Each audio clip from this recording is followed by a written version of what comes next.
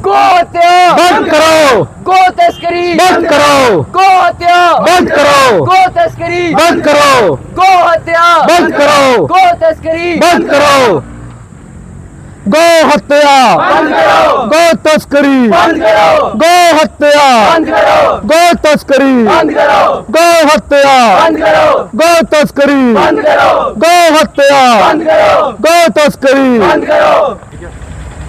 मैं जो बोलूं तो इल्ज़ाम है बगावत का, मैं चुप जो रहूं तो बड़ी बेबसी सी होती है।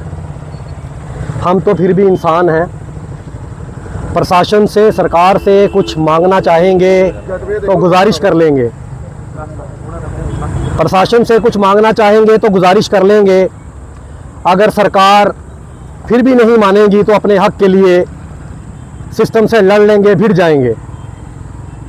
लेकिन उस बेजुबान गौ माता की बदकिस्मती का क्या, जिस गौ माता को इस देश में माँ का नाम तो मिला लेकिन दर्जा कभी हासिल ना हो पाया। लाखों करोड़ों लोगों की भावनाएं जिस गौ माता के साथ इस देश में जुड़ी हैं, उसी देश में गौ माता की निर्मम हत्या कर दी जाती है। तकरीबन काफ़ी घरों में सुबह नाश्ते से पहले एक रोटी गौ माता के नाम की निकाली जाती है, लेकिन उसी देश में गौ माता की तस्करी की जाती है।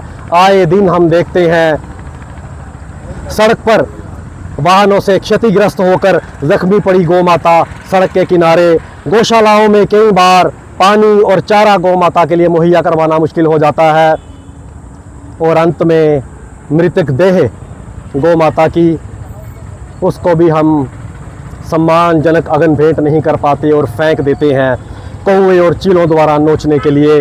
आज एसएसएफ की टीम उस गौ माता की व्यथा को बयान करने यहाँ एकत्रित हुई है और सरकारों से ये पूछना चाहती है कि क्यों आज तक ऐसा सख्त राष्ट्रीय कानून नहीं बन पाया जिसके तहत गौ माता की तस्करी और गौ माता की हत्या को रोका जा सके। क्यों आज तक ऐसा सख्त राष्ट्रीय कानून नहीं बन पाया जिसके तहत ऐसे अपराधियों को ताउम्र जेल की सलाखों के पीछे सड़ा देने की सज़ा मुकर्रर की जाए। क्यों इस मुद्दे को सिर्फ राजनीति के लिए, वोट बैंक पॉलिटिक्स के लिए इस्तेमाल किया गया? क्यों इस मुद्दे को,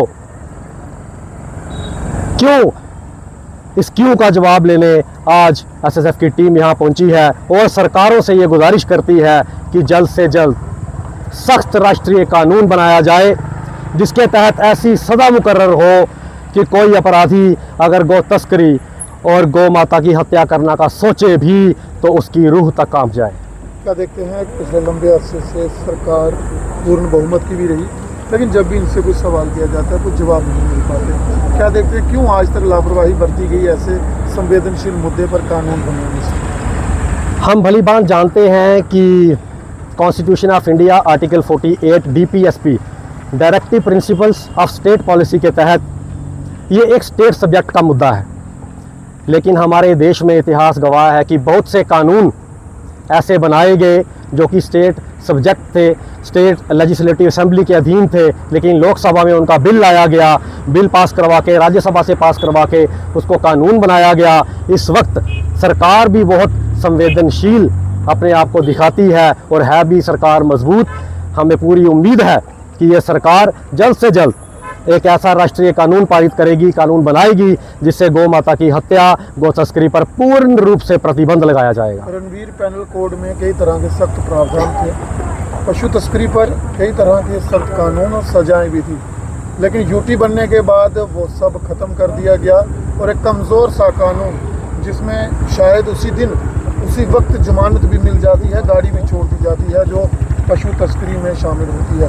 क्या देखते हैं क्यों कमज़ोर किया गया स्टेट लेजिस्लेटिव असेंबली को, राज्य सरकार को, राज्य के कानूनों को? रणवीर पिनल कोड में भी इसका प्रावधान था, एक सख्त कानून था। थोड़ा सा उसके पीछे जाएं तो महाराजा रणजीत सिंह के सिख एम्पायर में भी पूर्ण रूप से गौ हत्या पर प्रतिबंध था।